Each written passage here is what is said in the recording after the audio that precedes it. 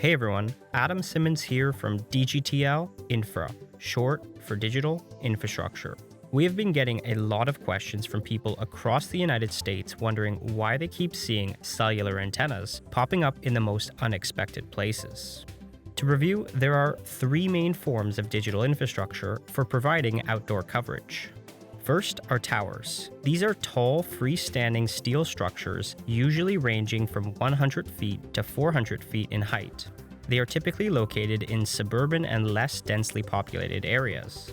Towers enable wireless carriers like Verizon, AT&T, and T-Mobile to provide coverage over a wide area, while providing sufficient space to accommodate the communications equipment of multiple wireless carriers. Towers are the primary type of digital infrastructure for addressing wireless carrier network, coverage, and capacity needs, but they are not the only type of infrastructure used. Second are rooftop sites. These are located in densely populated areas where it's not possible to build towers due to limited available open land. As a result, in these areas, wireless carriers rely upon rooftop sites. Rooftop tower heights vary, and these sites cover a smaller area than towers. However, rooftop sites help to densify network coverage in urban areas and provide the bandwidth necessary to satisfy more dense data demand from users.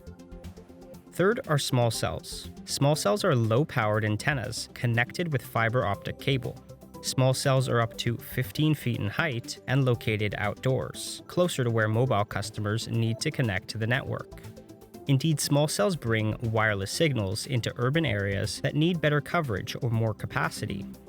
In terms of deployment, small cells are mounted on streetlights, utility poles, light poles, and slimline poles. So those are the three main forms of digital infrastructure that the wireless carriers use to provide outdoor coverage. However, there are a number of alternative digital infrastructure locations which you may not even be aware of. In fact, these alternative locations are showcased by two recent announcements just this week.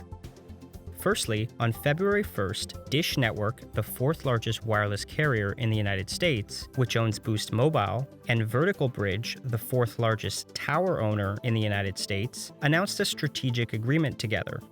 Specifically, Dish Network signed a long-term lease giving it immediate access to Vertical Bridge's portfolio of towers, rooftops, utility transmission structures, billboards, convenience stores, and other sites used for wireless infrastructure deployment. Overall, Vertical Bridge's portfolio comprises only 20,000 owned towers, but the company has 300,000 total sites located throughout the United States. These sites include those utility transmission structures, billboards, and convenience stores mentioned, and even sites like water towers. In summary, these are structures which are elevated and that have line of sight to a broad area. If you want to learn more about Dish Network and Vertical Bridge's joint plans, then visit us at dgtlinfra.com to check out the article Dish Network Gains Access to Vertical Bridge's 20,000 Towers. We will link to it below as well. Separately, only one day later, on February 2nd, SBA Communications, the third largest owner of towers in the United States, announced a strategic agreement with Pacific Gas and Electric Company, also known as PG&E, which is a California utility company. Specifically, SBA Communications will acquire license agreements with wireless carriers that attach their equipment to electric transmission towers and other utility structures that are owned by Pacific Gas and Electric Company, known as PG&E. SBA Communications is acquiring the licenses to 700 towers in California for a purchase price of $973 million. Overall, the license agreement is structured in the form of a 100-year leasehold interest in the electric transmission towers. Importantly, PG&E is not selling any transmission towers to SBA Communications as part of this transaction. They are just providing them the licensing rights to place more communications equipment on these transmission towers.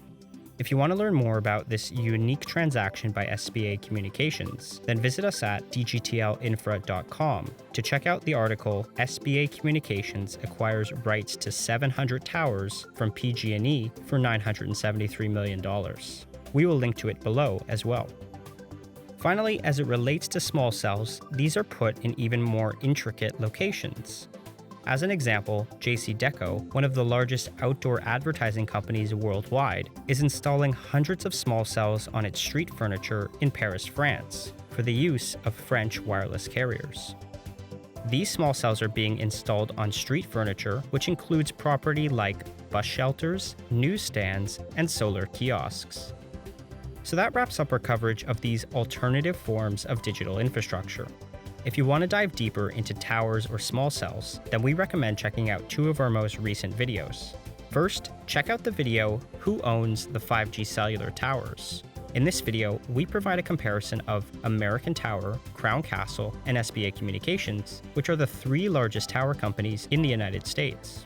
Additionally, we discuss the equipment that is owned by the tower company versus the equipment that is owned by the wireless carrier, which are companies like Verizon, AT&T, and T-Mobile. Second, on small cells, check out the video, What are small cells and distributed antenna systems? In this video, we discuss how and why small cells and distributed antenna systems, also known as DAS, are being deployed in cities and towns across the United States. With that, thanks for watching, and I'll see you in the next video.